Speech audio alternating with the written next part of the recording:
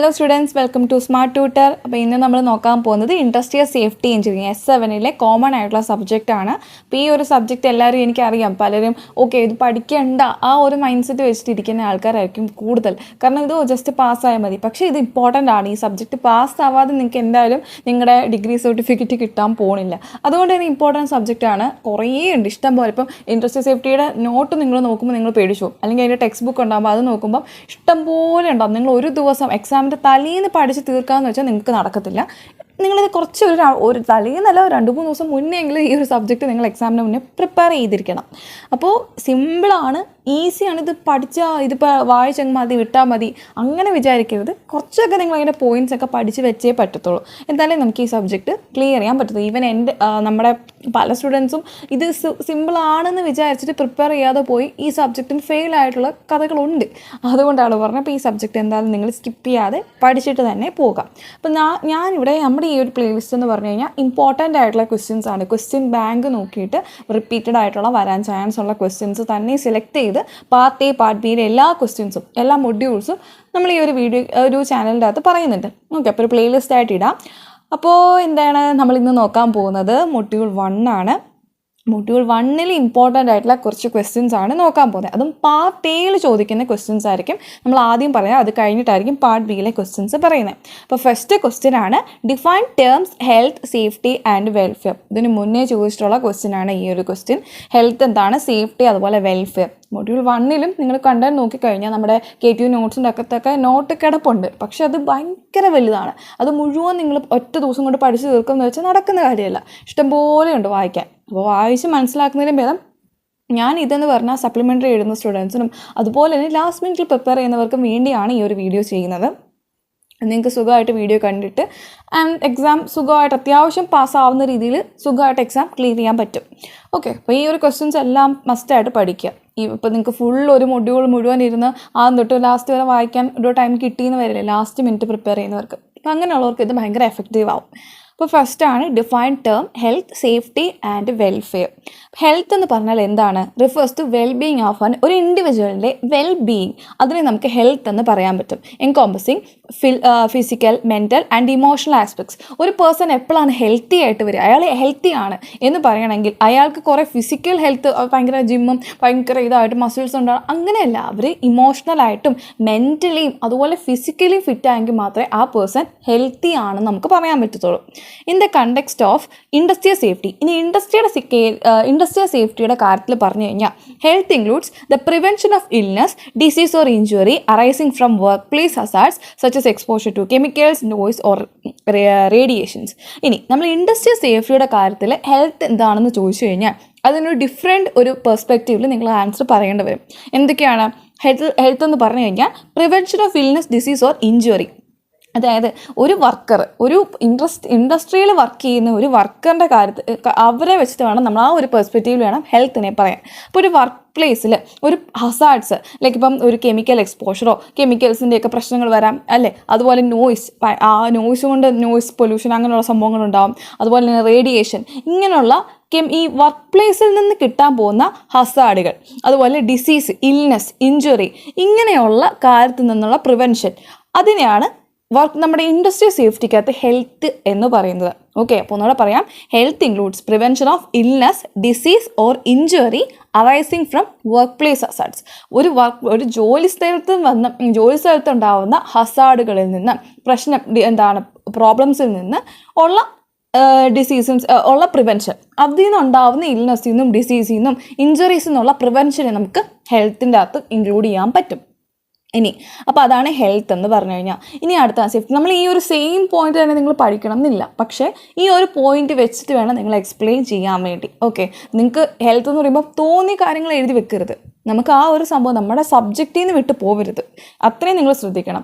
ഇവൻ നമ്മൾ വിചാരിക്കും കുറേ എഴുതി ആരും വായിക്കത്തില്ല, ടീച്ചേഴ്സൊക്കെ ചുമ്മാ അങ്ങ് പോകും. പക്ഷെ അങ്ങനെയല്ല, പോയിൻറ്റ്സ് ഉണ്ടോ എന്ന് ടീച്ചേഴ്സ് നോക്കും. എന്നിട്ട് മാത്രമേ അത് ചുമ്മാ എന്തെങ്കിലും എഴുതിയിട്ട് കാര്യമില്ല. പോയിൻറ്റ്സ് അതിനകത്ത് വേണം, വാലിഡ് ആയിട്ടുള്ള പോയിൻറ്റ്സ് വേണം. ഓക്കെ, സോ നെക്സ്റ്റ് ആണ് safety. Refers to protection of individual from harm, injury or danger. അതായത് ഒരു ഇൻഡിവിജ്വലിനെ എന്തെങ്കിലും പ്രശ്നം, ഹാംസ് നിന്ന്, അതുപോലെ തന്നെ ഇഞ്ചുറി, ഡേഞ്ചർ ഇങ്ങനെയുള്ള കാര്യത്തിൽ നിന്ന് പ്രൊട്ടക്റ്റ് ചെയ്യുന്നതിനെയാണ് നമുക്ക് സേഫ്റ്റി എന്ന് പറയാൻ പറ്റും. ഇനി ഇൻഡസ്ട്രിയൽ സേഫ്റ്റിയുടെ ഇതിൽ പറയുകയാണെങ്കിൽ safety measures aim to prevent accidents, incidents and near misses that could result in physical harm such as slips, trips, falls or equipment malfunctions.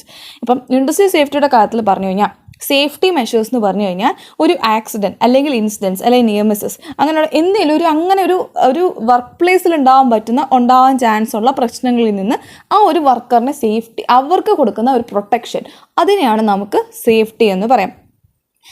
റിസൾട്ടിൻ അപ്പം അങ്ങനെയുള്ള എന്തെങ്കിലും ഒരു ആക്സിഡൻറ്റോ ഒക്കെ ഉണ്ടായിക്കഴിഞ്ഞാൽ അവർക്കൊരു ഫിസിക്കൽ ഹാം, അവരുടെ ഹെൽത്തിന് അത് പ്രശ്നമാവും, എന്തെങ്കിലും ഇഞ്ചുറീസ് ഉണ്ടാവാം, അല്ലെങ്കിൽ സ്ലിപ്സ്, അപ്പം അവിടെ തെന്നി വീഴുക, അല്ലെങ്കിൽ എന്തെങ്കിലും ബിൽഡിങ്ങിൻ്റെ മേളിൽ നിന്ന് വീഴുക, then എന്തെങ്കിലും എക്യുപ്മെൻറ്റ് കേടായിട്ട് അങ്ങനെ പ്രശ്നങ്ങൾ വരാം. അപ്പം അങ്ങനെയുള്ള സംഭവത്തിൽ നിന്നൊക്കെ അവർക്കൊരു പ്രൊട്ടക്ഷൻ, സേഫ്റ്റി കൊടുക്കുക, അതിനെ നമുക്കിവിടെ സേഫ്റ്റി എന്ന് പറയാൻ പറ്റും.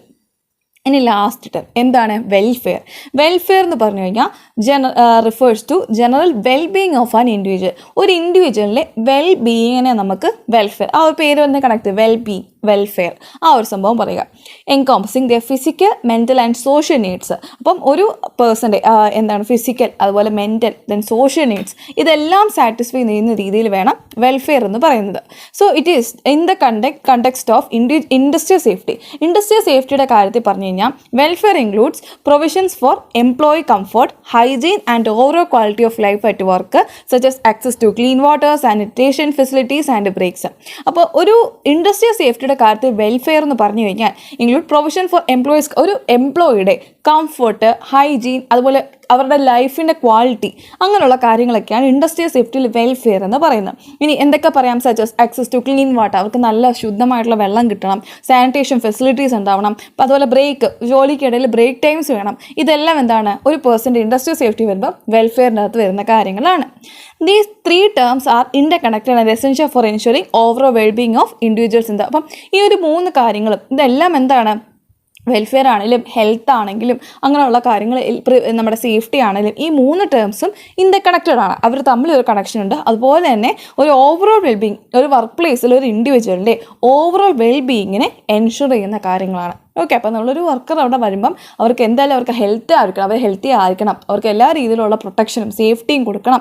ദെൻ അവരുടെ ക്വാളിറ്റി ഓഫ് ലൈഫ് മെയിൻറ്റെയിൻ ചെയ്യണം. അതായത് നല്ല വെള്ളം, മോശമായിട്ടുള്ള വെള്ളം കൊടുക്കരുത്. അപ്പോൾ ഈ മോശമായിട്ടൊരു വെള്ളം അവർക്ക് കൊടുത്തു കഴിഞ്ഞാൽ ഉറപ്പായിട്ടും അവരുടെ ഹെൽത്തിനെ ബാധിക്കും, അതുപോലെ തന്നെ അവരുടെ സേഫ്റ്റി അതിൽ പ്രശ്നം ഉണ്ടാവും, അങ്ങനെയുള്ള കാര്യം. അപ്പോൾ ഈ 3 ടേംസും വെൽഫെയർ ആണെങ്കിലും ഹെൽത്ത് ആണെങ്കിലും സേഫ്റ്റി ആണെങ്കിലും ഇതെല്ലാം തമ്മിൽ കണക്റ്റഡ് ആണ്.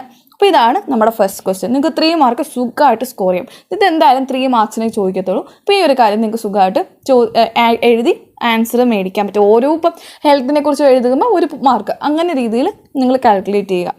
ഓക്കെ, സോ എന്നിട്ടൊരു ജസ്റ്റ് സമ്മറൈസ് ചെയ്തിട്ട് നിങ്ങൾക്ക് ഈ ആൻസർ കൺക്ലൂഡ് ചെയ്യാം. നമുക്ക് നെക്സ്റ്റ് ക്വസ്റ്റ്യൻ നോക്കാം. Differentiate between unsafe act and unsafe condition. അപ്പോൾ എന്താണ് അൺസേഫ് ആക്ട്, അതുപോലെ അൺസേഫ് കണ്ടീഷൻ? നമുക്ക് ഈ പേര് വെച്ചിട്ട് വേണമെങ്കിൽ എഴുതാൻ പറ്റും, പക്ഷേ നമുക്ക് നോട്ട് എന്തിനാണ് തന്നേക്കുന്നത്, ആ കറക്റ്റ് പോയിന്റ്സ് എഴുതാൻ. അപ്പോൾ ആ പേര് വെച്ചിട്ട് വായി തോന്നുന്നു നമ്മൾ എഴുതി വെച്ച് കഴിഞ്ഞാൽ നമുക്ക് ചിലപ്പോൾ ആൻസർ മാർക്ക് കിട്ടിയെന്ന് വരത്തില്ല. ഇതൊക്കെ 3 മാർക്സിന് ഇതിന് മുന്നേ ചോദിച്ചിട്ടുള്ള ക്വസ്റ്റ്യൻ ആണ്. അതുകൊണ്ട് തന്നെ സിമ്പിളാണെന്ന് നമ്മൾ വിചാരിക്കും, പക്ഷേ ചിലപ്പോൾ നമുക്ക് മാർക്ക് കിട്ടത്തില്ല. കാരണം നമ്മൾ വാലിഡ് ആയിട്ടുള്ള പോയിന്റ്സ്, അതിനാണല്ലോ നമുക്ക് നോട്ട് തന്നിരിക്കുന്നത് അല്ലെങ്കിൽ ടെക്സ്റ്റ് ഉള്ളത്. അപ്പോൾ ആ ഒരു കറക്റ്റ് പോയിന്റ്സ് വെച്ച് മാച്ച് ആയിട്ട് വേണം നമ്മൾ എഴുതാൻ വേണ്ടി. അപ്പോൾ നമുക്ക് നോക്കാം difference between unsafe act and unsafe condition. Unsafe act എന്ന് പറഞ്ഞാൽ നിങ്ങൾ മനസ്സിലാക്കണം, ഒരു ബിഹേവിയർ അല്ലെങ്കിൽ ഒരു ആക്ഷൻ, ആരുടെ, ഒരു വർക്ക് പ്ലേസിലുള്ള ഒരു ഇൻഡിവിജ്വലിൻ്റെ ബിഹേവിയർ അല്ലെങ്കിൽ ആക്ട്, ആ ഒരു ആക്ട് കാരണം increase the risk of injury or harm to themself or others, അവർക്കോ അല്ലെങ്കിൽ അവരുടെ കൂടെയുള്ള വേറെ ആൾക്കാർക്കോ ഇഞ്ചുറിയോ അല്ലെങ്കിൽ എന്തെങ്കിലും ഹാമോ, അതിൻ്റെ റിസ്ക് ഇൻക്രീസ് ചെയ്യുന്നു. അപ്പോൾ ആ ഒരു ആക്ട് അല്ലെങ്കിൽ ആ ഒരു ബിഹേവിയറിനെ നമുക്ക് എന്ത് പറയാം, അൺസേഫ് ആക്ട് എന്ന് പറയാൻ പറ്റും. എക്സാമ്പിൾസ് നോക്കി കഴിഞ്ഞാൽ not wearing personal protective equipments, PPE. അപ്പം ഈ PPE എന്ന് പറഞ്ഞ ടേം നിങ്ങൾ നോട്ട് ചെയ്ത് വെക്കണം. പേഴ്സണൽ പ്രൊട്ടക്റ്റീവ് എക്യുപ്മെൻറ്റ്സ്, അവരെ സംരക്ഷിക്കാൻ വേണ്ടിയുള്ള, അവരുടെ സെൽഫ് ആയിട്ട് അവരെ രക്ഷിക്കാൻ വേണ്ടിയുള്ള, അപ്പം PPE കിറ്റ് എന്ന് നമ്മൾ പറയാം അല്ലേ, അങ്ങനെയുള്ള അവരെ പ്രൊട്ടക്റ്റ് ചെയ്യാൻ വേണ്ടിയുള്ള ഒരു എക്യുപ്മെൻറ്റ്സും അങ്ങനെയുള്ള സാധനങ്ങളും. ഇപ്പം നമ്മൾ പറയും ഷീൽഡ്, ക്യാപ്പ്, അതുപോലെ അവരുടെ ഒരു പർട്ടിക്കുലർ ടൈപ്പ് ഓഫ് ഡ്രസ്സ് ഉണ്ടാവും, ഹീറ്റിനെ നിന്നൊക്കെ പ്രൊട്ടക്ട് ചെയ്യുന്ന സംഭവങ്ങളൊക്കെ കാണാം, അങ്ങനെയുള്ള സംഭവങ്ങൾ. അപ്പോൾ അങ്ങനെയുള്ള സാധനങ്ങൾ വിയർ ചെയ്യാതിരിക്കുക. അതുപോലെ operating machinery without proper training, ignoring safety procedures അവർ ഇഗ്നോർ ചെയ്ത് കളയുക. അവർ എന്തൊക്കെ മെഷർമെൻറ്റ്സ് ആണോ എടുക്കേണ്ടത് സേഫ്റ്റി ആയിട്ട്. ഇപ്പം പറയും ഇവിടെ എല്ലാം വെള്ളമാണ്, ഇതിലേക്കൂടെ നടക്കരുത് എന്ന് പറഞ്ഞാൽ അതിൽ കൂടെ തന്നെ നടക്കും. അപ്പോൾ അതെന്താണ്, അതൊരു അൺസേഫ് ആക്ട് ആണല്ലേ.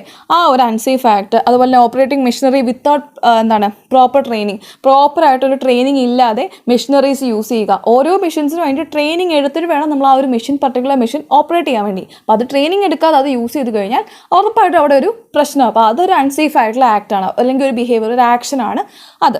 അതുപോലെ തന്നെ സേഫ്റ്റി പ്രൊസീജിയേഴ്സ് ഇഗ്നോർ ചെയ്യുന്നത്, PPE personal protective equipments use ചെയ്യാത്തത്, ഇതെല്ലാം അവർക്ക് അല്ലെങ്കിൽ അവരുടെ കൂടെയുള്ള മറ്റുള്ളവർക്ക് ഒരു പ്രശ്നം വരുത്തുന്നതാണ്. അവരുടെ ഇഞ്ചുറി കൂടാനുള്ള ഒരു റിസ്ക് കൊടുക്കുകയാണ്, ഇൻക്രീസ് ചെയ്യുകയാണ്. അപ്പോൾ അതിനെ നമുക്ക് അൺസേഫ് ആക്ട് അല്ലെങ്കിൽ അൺസേഫ് ബിഹേവിയർ എന്ന് പറയാൻ പറ്റും. ഇനി നമുക്ക് നോക്കാം എന്താണ് അൺസേഫ് കണ്ടീഷൻ. അൺസേഫ് കണ്ടീഷൻ എന്ന് പറഞ്ഞാൽ situation or environment that possesses and a risk of injury or harm often due to physical or environmental factors. Unsafe condition എന്ന് പറഞ്ഞാൽ ഒരു സിറ്റുവേഷൻ ആണ്, അല്ലെങ്കിൽ ഒരു എൻവയോൺമെൻറ്റ് ആണ്. നമ്മൾ പറയും അതായത് അവിടെ എല്ലാം ഒരു പ്ലേസ് എല്ലാം തുടച്ചിരിക്കുക, വെള്ളം വെച്ചിട്ട് അല്ലെങ്കിൽ സംതിങ് എന്ന് വെച്ചിട്ട് തുടച്ചെടുക്കുക. അപ്പോൾ അതെന്താണ്, ഒരു അൺസേഫ് കണ്ടീഷനാണ്, അല്ലേ, ഒരു സിറ്റുവേഷൻ അല്ലെ, ഒരു എൻവയോൺമെൻറ്റ് ആണ്. അപ്പോൾ അവിടെ നടന്നു കഴിഞ്ഞാൽ ഉറപ്പായിട്ടും ഒരാൾ തെന്നി വീഴും, അല്ലെങ്കിൽ കുറേ സ്ഥലത്ത് ഓയിൽ വീണ് കിടക്കുക. അപ്പോൾ അതെന്താണ്, ഒരു അൺസേഫ് ആയിട്ടുള്ള സ്ഥലമാണ്. സപ്പോസ് നമ്മൾ ഒരു വളരെ കെമിക്കൽ ഫാക്ടറി, അപ്പോൾ അവിടെ കുറേ കെമിക്കൽ സംഭവങ്ങളൊക്കെ ചെയ്യുമ്പോൾ നമ്മളവിടെ പ്രൊട്ടക്റ്റ് ഉള്ള സാധനങ്ങൾ യൂസ് ചെയ്യാതെ അതിൻ്റെ അകത്തൊരു കയറി കഴിഞ്ഞാൽ ഉറപ്പായിട്ടും അതൊരു അൺസേഫ് ആയിട്ടുള്ള കണ്ടീഷനാണ് അവിടെ, ആ ഒരു എൻവയോൺമെൻറ്റ് എന്ന് പറയുന്നത്. അപ്പോൾ അവിടെ നമ്മൾ ആ പ്രൊട്ടക്ഷൻ ചെയ്യേണ്ട സാധനങ്ങൾ ഇല്ലാതെ കയറി കഴിഞ്ഞാൽ അതെന്താവും, അതൊരു അൺസേഫ് ആക്ട് ആയിട്ട് മാറും. അപ്പോൾ ആ ഒരു സിറ്റുവേഷൻ അല്ലെങ്കിൽ എൻവയോൺമെൻറ്റിനെ നമുക്ക് അൺസേഫ് കണ്ടീഷൻ എന്ന് പറയാം. അപ്പോൾ അവിടെ ഹാമിൻ്റെ ഇഞ്ചറി അല്ലെങ്കിൽ ഹാമിൻ്റെ റിസ്ക് ഉണ്ടാവും. ഓഫൺ ഡ്യൂ ടു അല്ലെങ്കിൽ എന്തുകൊണ്ടാണ് ഒരു ഫിസിക്കൽ അല്ലെങ്കിൽ എൻവയോൺമെൻറ്റൽ ഫാക്ടേഴ്സ് കാരണം ഒരു ഇഞ്ചറി അല്ലെങ്കിൽ ഹാമിൻ്റെ റിസ്ക് കൂടുതലുള്ള സ്ഥലത്തെയാണ് അൺസേഫ് കണ്ടീഷൻ എന്ന് പറയുന്നത്. ഇനി എക്സാമ്പിൾ പറഞ്ഞാൽ വെറ്റ് ഫ്ലോർ, നമ്മളിപ്പോൾ പറഞ്ഞ പോലെ നനഞ്ഞ് കിടക്കുന്ന ഒരു ഫ്ലോർ, അതൊരു അൺസേഫ് ആയിട്ടുള്ള കണ്ടീഷനാണ്. ഇൻഅഡക്വേറ്റ് ലൈറ്റിംഗ്, അതായത് ആവശ്യത്തിന് ലൈറ്റിങ്ങും ഒന്നും ഇല്ലാത്തൊരു സ്ഥലത്ത് വർക്ക് ചെയ്യുന്നത് എപ്പോഴും ഒരു അൺസേഫ് ആയിട്ടുള്ള സ്ഥലം, ഒരു കണ്ടീഷനാണ്, അല്ലേ. പ്രോപ്പർ ലൈറ്റിംഗ് ഒന്നും ഇല്ലാതെ നമ്മൾ അവിടെ ചെന്ന് എവിടെയെങ്കിലുമൊക്കെ തിക്കി തിരിഞ്ഞ് വീഴും. സോ അതുപോലെ തന്നെ ബ്രോക്കൺ എക്യുപ്മെൻറ്റ്സ്, എക്സ്പോസ്ഡ് വയറിങ് ഇപ്പം വയറൊക്കെ ചുമ്മാ തോന്നിയ പോലെ ഒരു പ്രോപ്പർ ഇതൊന്നും ഇല്ലാതെ അവിടെയൊക്കെ പൊട്ടിക്കിടന്നു കഴിഞ്ഞാൽ ഉറപ്പായിട്ട് നമുക്ക് കാരണം ഷോക്ക് അടിക്കാൻ ചാൻസ് ഉണ്ട്.